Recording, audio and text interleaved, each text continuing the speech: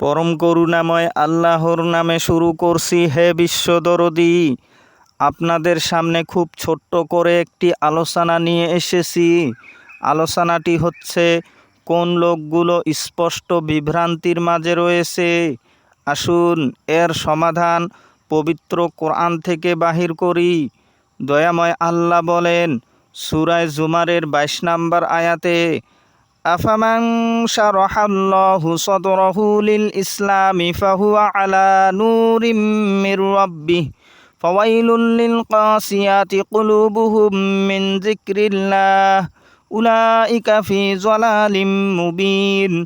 অর্থ, দয়াময় আল্লাহ যাদের হৃদয় শান্তির জন্য উন্মুক্ত করে দিয়েছেন, অতঃপর সে তার পালনকর্তার পক্ষ থেকে আগত আলোর মাঝে রয়েছে।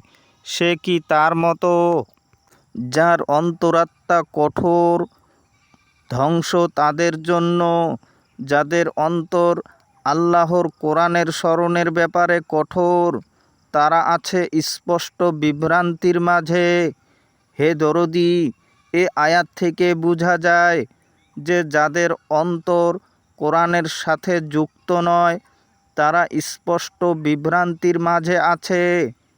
আশা করছি বিষয়টি ক্লিয়ার হয়েছে। সবাই ভালো থাকুন, সুস্থ থাকুন। খোদা হাফিজ।